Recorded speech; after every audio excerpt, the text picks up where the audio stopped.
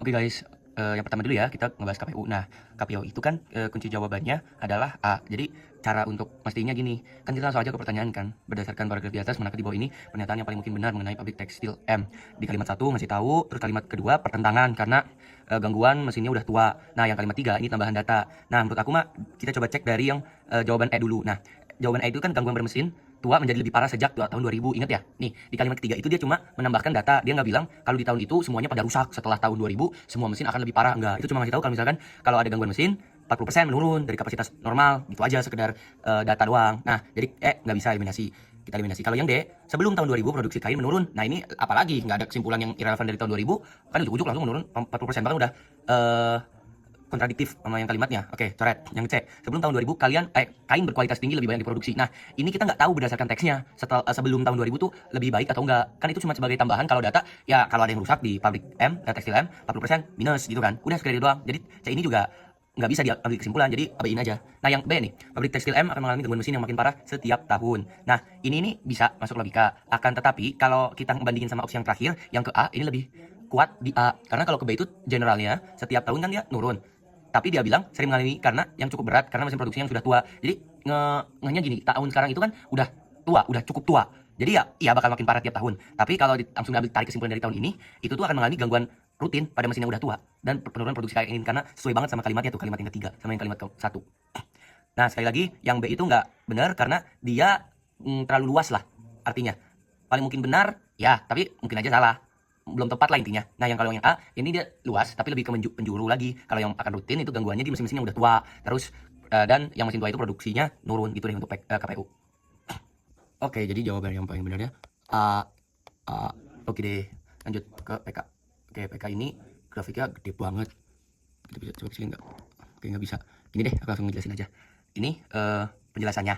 Ada beberapa ada dua pendekatan lah untuk bisa ngerjainnya. Aku yang satu dulu ya, kalau mutlak secara rumus baru secara logika. Nah, ini deh langsung aja.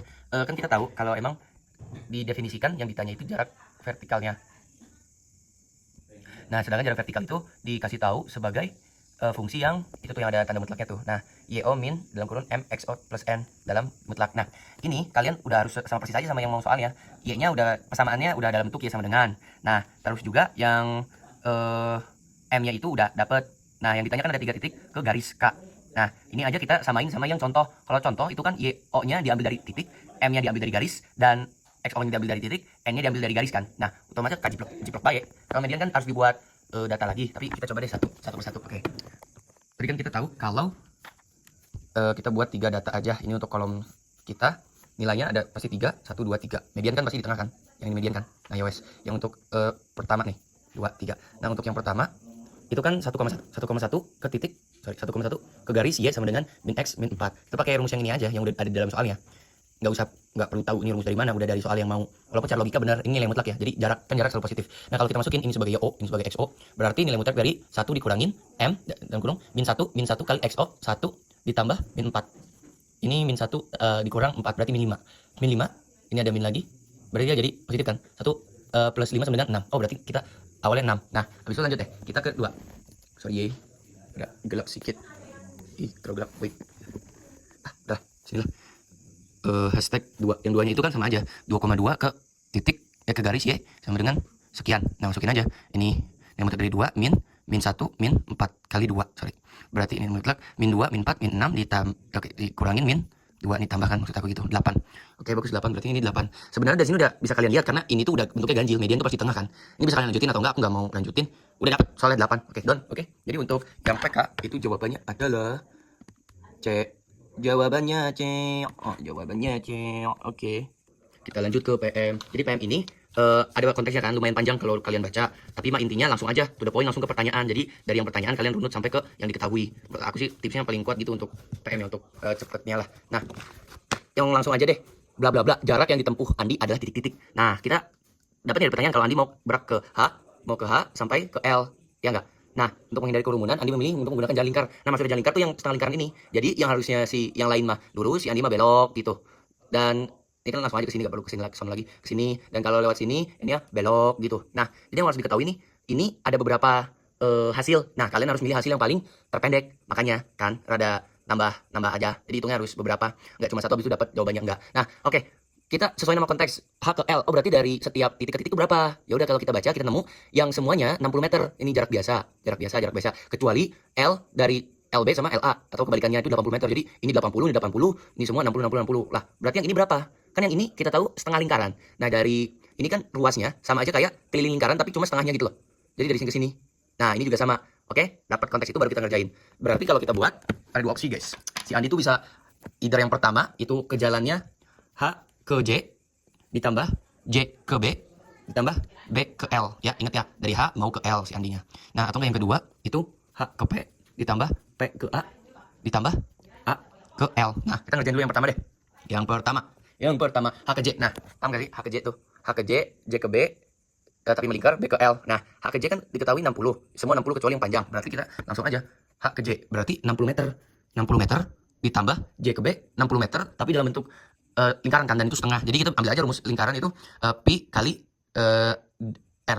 pi kali D. Pi kali meter. Diameter kan kita tahu J ke B itu semuanya 60 tapi ada pi-nya dan itu setengah. Berarti kita asumsi berarti rumusnya pi kali 60 terus dibagi 2. Nah, gitu. Ditambah B ke L khusus ini 80. Jadi ini sama aja 60 ditambah 30 pi plus 80 atau 140 ditambah 30 pi. Oke, sampai sini aja dulu biar kita dapat perbandingan satunya lagi, yaitu hashtag 2.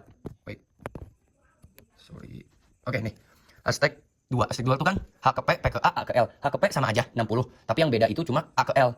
Yang itu setengah lingkaran tapi untuk jaraknya 80. Berarti ini 60, ini 60. Langsung aja 120, ya enggak? Karena kan ada 2. Nah, terus A ke L. A ke L itu kan 80 dikalikan pi bagi 2 sama yang kayak yang ini nih. Oke? Nah, habis ini corannya 40 sama dengan 120 tambah 40 pi. Nah, setelah ini udah dapat nih. Terus mau diapain? Ingat, kalian nyari jaraknya. Jadi jarak harus dalam bentuk yang konkret, nggak boleh ada variabel pi. Nah, pi ini kan kita tahu bisa aja 22/7 atau 3,14. Dilihat dari angkanya ini jelek.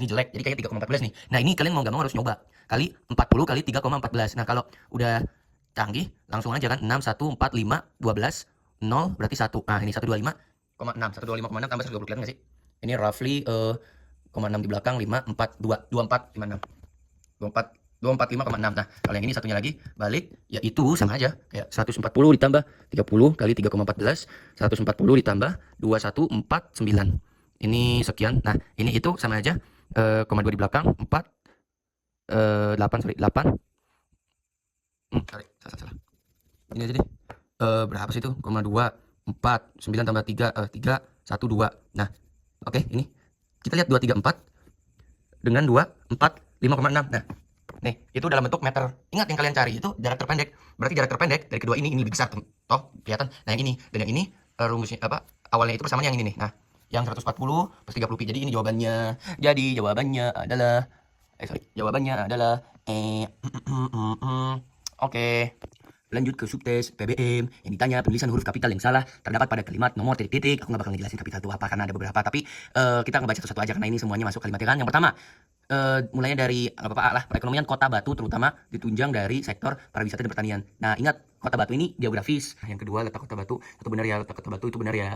Yang ketiga, pada bidang pertanian Batu merupakan itu kan benar ya, karena Kota Apel juga julukan ya, Batu nama daerah ya. 4, Batu juga dikenal sebagai kawasan agropolitan sehingga 2 kali nih, sorry nih aku koreksi dulu, sehingga mendapat julukan kota agropolitan ya.